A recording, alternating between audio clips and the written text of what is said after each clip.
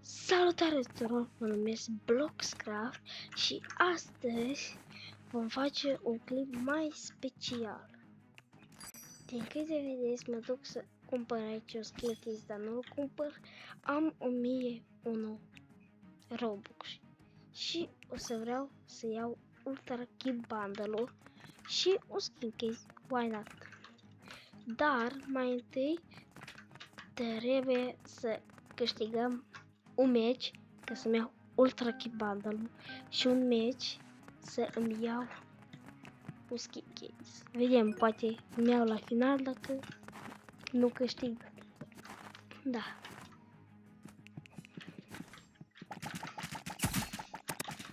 Și hai să ne ducem la gameplay. La play, nu gameplay. Ați înțeles. Deci, merg cu ăsta, tryhard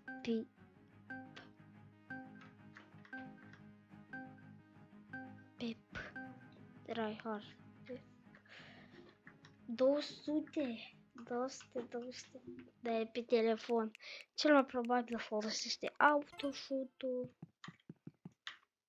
Așa că să mă joc cu Green Launcher, Dagger, Knife și ăsta. Am pus Candy Can, îmi place.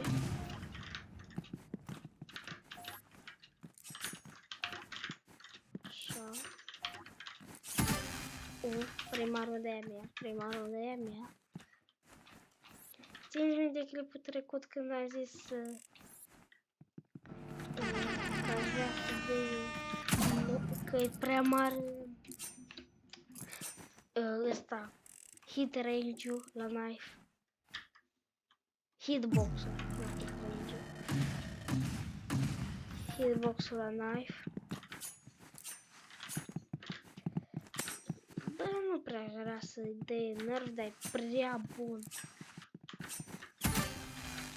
E prea bun cuțitul. Cuțitul ăsta e mult prea bun.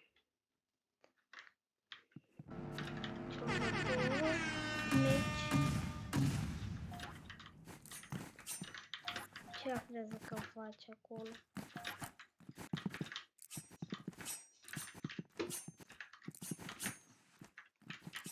Okay. Așa. Să dau un backstep. 3 la 1, 3 la 1, 3 la 1, 3 la 1, 3 la 1, 3 la 1, 3 la 1, 3 la 1, 3 la 1, 3 la 1. Să câștig că vreau să iau Ultra Key Bundle. Poate mai jucăm și match, dar fără să cumpăr nimic.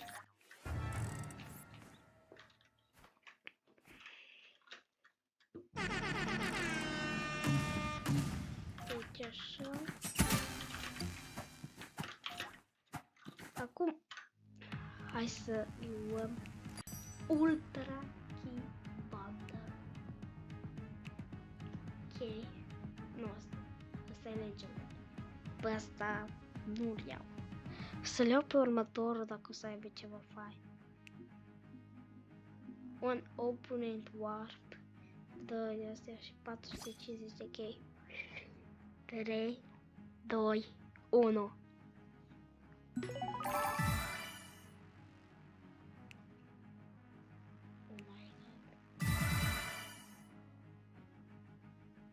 Trei la ocean.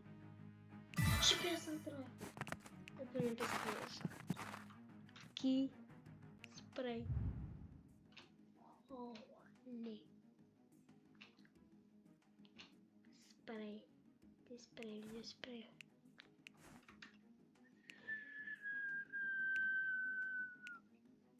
Aș o luxury warp. Vreau să-l testez, dar vreau să mai văd ceva. Acum am atâtea chei. Dacă mă duc la shop, dau refresh. De exemplu, skin din țara asta. Nu mi-ajunge. Pe onorar cred că mi-ajunge. Da, pe onorar mi-ajunge. Mai bine iau skin case, mai bine iau skin case. Bun, jucăm următorul meci. Dar asta e mai întâi vreau să testez skin-ul ăsta Shooting Range.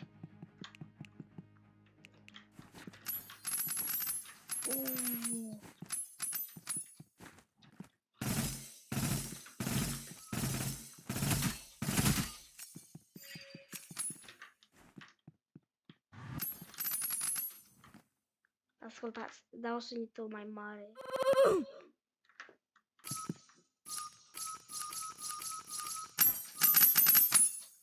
Uitați cum se construiește.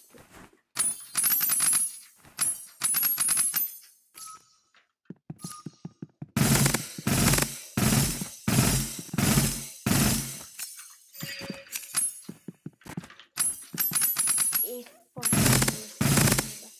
Dăm volumul la 2 chitera că e părea mare. Colegi. Așa că următorul cred că o să iau un Skin Case 2, că aici am astea două. Dar de normal vreau doar AK-47.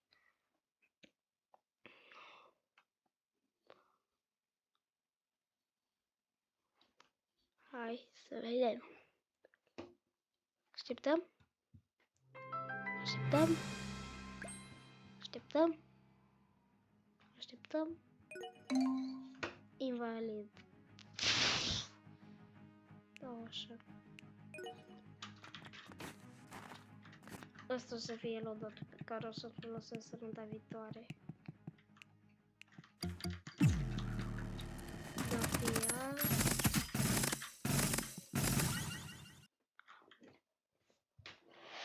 Asta va fi cool. Dar chiar îmi place skin-ul ăsta. E fine, not bad skin, not bad.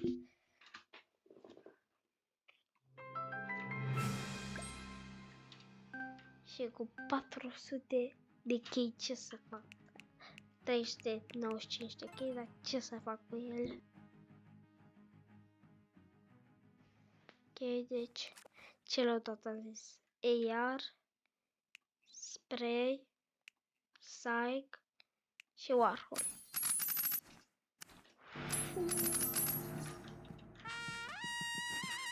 E super bun. Still good.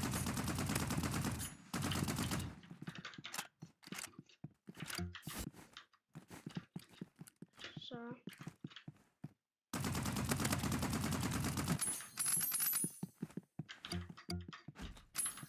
De ce am făcut aia, nu știu. Bro, fix când nu mă joc knife, joacă celălalt knife. Cea mai enervantă chestie din lume.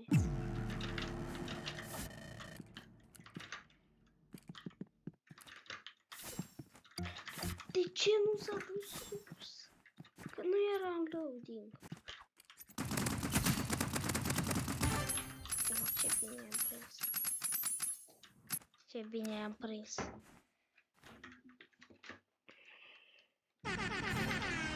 A ieșit. Se pune.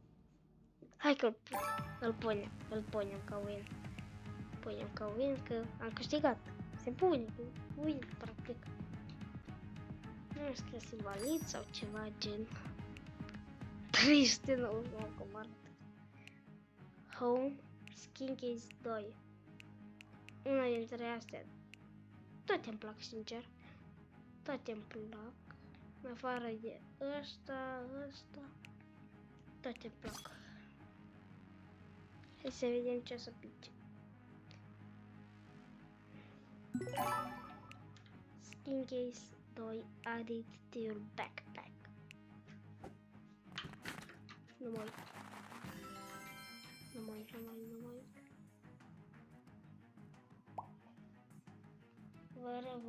Vă arăt vouă prima oară. E ceva bun? E bine, e rău. Ce picat. Asta. Not bad, îmi place skin-ul ăla. Îmi place rău. Skin-ul ăsta. bune. Ăsta.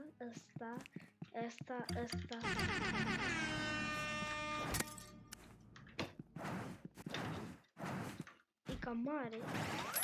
Sincer. Da, kiss spray-ul ăsta.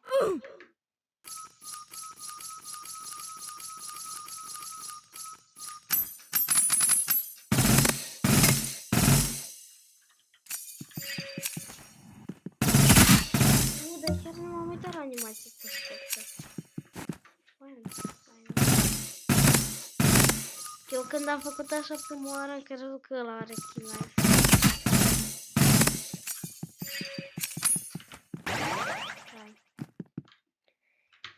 Și... așa, hai să încercăm switch stand-off de asta. Rapid. Aici, din câte știu, ai knife și revolver și ai doar un HP.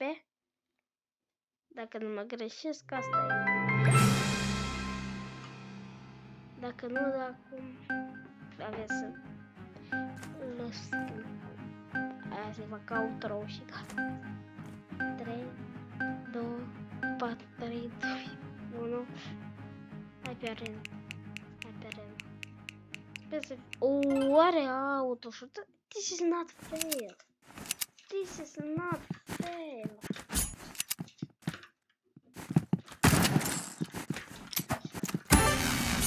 This is not fair. Are autoshot. Vreau pe autoshot-ul ăla. Fiți atenți ce fac. Sper să nu... Nu, mi-a dat end la clip. Numai el crede că are autoshot.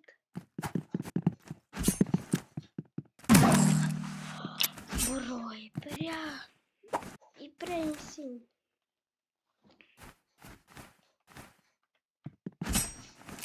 E prea slab, nu știu ce are. Sensibilitate, prea mare sensibilitate.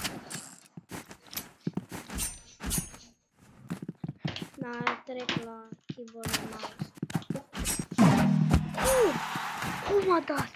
Cum a dat? Na, mai bună e decât pe controller.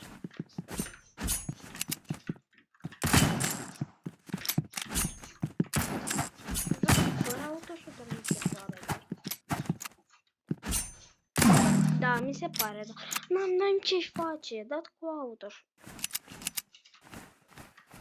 Să lăsă câștige. N-ai cum cu autoshooter, n-ai cum să faci ceva. Îmi place de săgetă. Nerf autoshoot asociat. Nerf autoshoot la noastre sală. Nerf de autoshoot.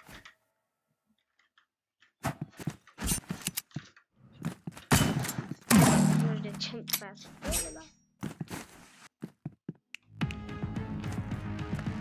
Deci, cam atât a fost și cu episodul de azi.